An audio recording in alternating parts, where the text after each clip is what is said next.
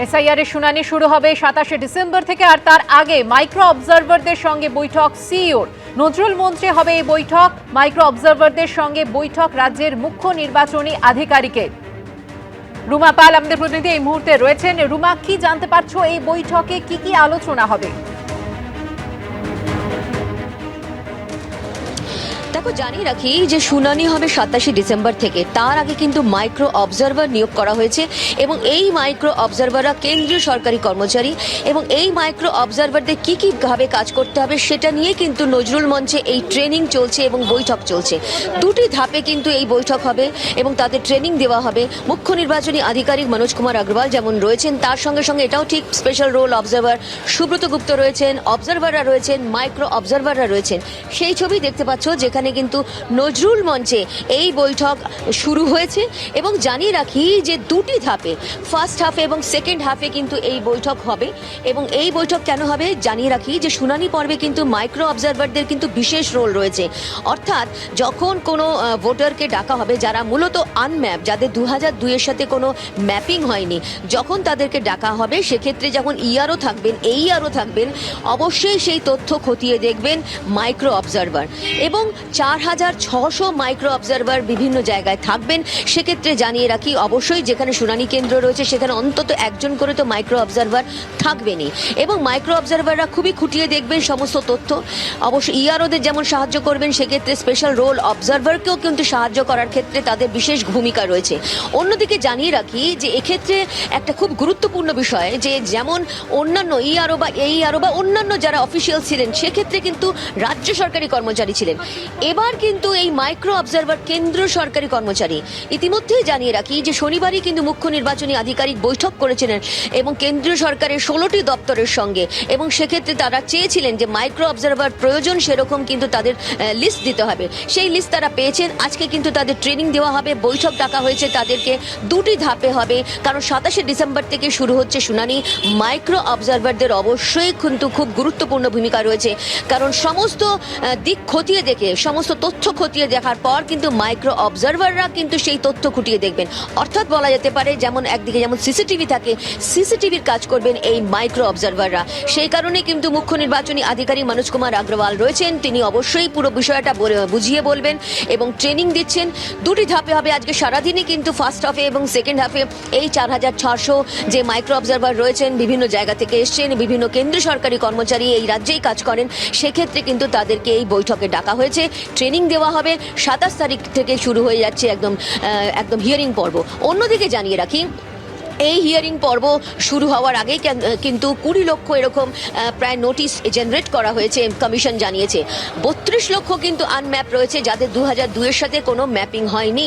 মূলত তাদেরকেই কিন্তু আগে ডাকা হবে এবং তাদের কাছেই নোটিশ যাবে, এমনটাই কিন্তু কমিশন বলেছে। এবং সেক্ষেত্রে কিন্তু মাইক্রো অবজারভারদের রোল গুরুত্বপূর্ণ, যেটা আগেও বলছিলাম। তাদেরকে সেই ট্রেনিংই দেওয়া হচ্ছে, কারণ শুনানি পর্ব শুরু হয়ে যাবে 27শে ডিসেম্বর থেকে। ধন্যবাদ রুমা। গত পরশুদিন অর্থাৎ 22শে ডিসেম্বর নেতাজি ইন্ডোর স্টেডিয়ামে বিএলএদের নিয়ে বৈঠক করেছিলেন মমতা বন্দ্যোপাধ্যায়। সেই বৈঠক থেকে মাইক্রো অবজারভার নিয়োগ নিয়ে কি বলেছিলেন শোনাবো। সেন্ট্রাল গভর্নমেন্টের এজেন্সিরও অনেক বিএলও লাগিয়েছে, এই প্রথম মাথায় রাখবেন।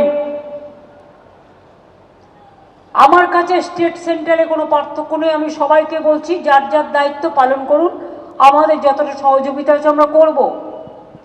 কিন্তু গায়ের জোরে যে কাজটা করতে 2 বছর লাগে সেইটা মাত্র 2 মাসে করতে হবে, যাতে গভর্নমেন্ট আগে থেকে 6 মাস কোনো ডেভেলপমেন্টের কাজ করতে না পারে। বিজেপি, তুমি আমাদের সাথে কোনো কিছু খেলে পারবে না।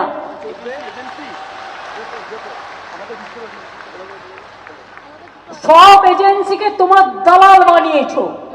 এই বিএলওদের বেশিরভাগ শিক্ষক, কিছুদিন বাদে আবার মাধ্যমিক পরীক্ষা আছে, তাছাড়া ছেড়ে দিন। আমি শুনেছি সেন্ট্রাল গভর্নমেন্টের অনেককে অ্যাপয়েন্টমেন্ট করা হয়েছে। প্রত্যেকের আগে খবর রাখুন তো সেন্ট্রাল গভর্নমেন্টের কাকে কাকে অ্যাপয়েন্টমেন্ট করা হয়েছে, তারা কোন ডিপার্টমেন্টে কাজ করে, কোথায় থাকে। আমার ডিটেলসটা চাই। আমি তাদের সহযোগিতা করবো, কিন্তু আমার ডিটেলস চাই। এটা স্টেটকে জিজ্ঞেস করে করেনি, ইলেকশন কমিশন ইচ্ছে মতো করছে। স্টেটের অফিসারদের অবজারভার করছে স্টেটকে না জানিয়ে। আবার মাইক্রো অবজারভার কারা? না তো বিজেপির দালাল দিল্লির লোকেরা, সেগুলো না বোঝে বাংলা, না বোঝে মথুয়া, না বোঝে রাজবংশী, না বোঝে কামতাপুরি, না বোঝে লেপচা, না বোঝে নেপালি। সেগুলো কি করবে? খাবে না খই চড়াবে? কোনটা করবে জিজ্ঞেস করুন। তারা নাকি হিয়ারিং করবে। হিয়ারিং না, ওদের ইয়ারিং দিয়ে দিন একটা করে। আজ নজরুল মঞ্চে বৈঠক রয়েছে। অবজারভারদের সঙ্গে বৈঠক করবেন রাজ্যের মুখ্য নির্বাচনী আধিকারিক। বৈঠকে হাজির স্পেশাল রোল অবজারভার সুব্রত গুপ্ত। এসআইআর শুনানি শুরু হবে 27শে ডিসেম্বর। তার আগে মাইক্রো অবজারভারদের সঙ্গে বৈঠক করছেন সিইও। 4600 মাইক্রো অবজারভারদের প্রশিক্ষণও দেওয়া হবে এই বৈঠকে।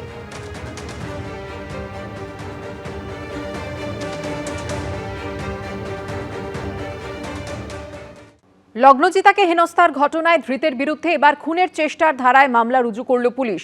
শিল্পী হেনস্থায় খুনের চেষ্টার ধারা বাড়াবাড়ি ও অযৌক্তিক বলে পোস্ট করলেন ডেবরা তৃণমূল বিধায়ক হুমায়ুন কবির।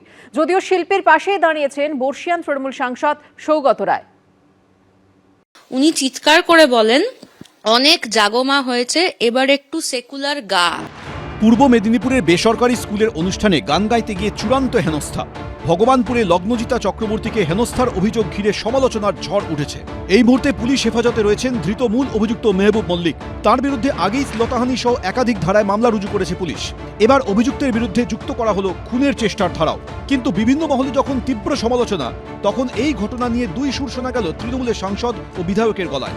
ডেবরার তৃণমূল বিধায়ক প্রাক্তন আইপিএস অফিসার হুমায়ুন কবির আবার সোশ্যাল মিডিয়ায় পোস্ট করেছেন, খুনের চেষ্টার মামলা, এটা বাড়াবাড়ি এবং অযৌক্তিক। প্রত্যেক ক্রিয়ার সমান ও বিপরীত প্রতিক্রিয়া বাড়াবাড়ি ঘিরেই হয়। বন্ধুরা কি বলেন? যদিও শিল্পীর পাশে দাঁড়িয়েছেন বর্ষিয়ান তৃণমূল সাংসদ সৌগত রায়। তাকে কোথাওই হেনস্থা করা হয়ে থাকলে সেটা অন্যায়, সেখানে পুলিশ বা প্রশাসনের ব্যবস্থা নেওয়া উচিত। কিন্তু আমার প্রত্যক্ষ কোনো জানা নেই। তবে আমার মনে হয় যে একজন তরুণী গায়িকাকে কেউ হেনস্থা করে থাকলে তার বিরুদ্ধে ব্যবস্থা হওয়া উচিত। এই ঘটনার তদন্ত নেমে কিছু ভিডিও ফুটেজ সংগ্রহ করেছে পুলিশ। সেসব খতিয়ে দেখা হচ্ছে। ঋত্বিক প্রধান, কৃষ্ণেন্দু অধিকারী, এবিপি আনন্দ। এবিপি আনন্দ, এগিয়ে থাকে, এগিয়ে রাখে।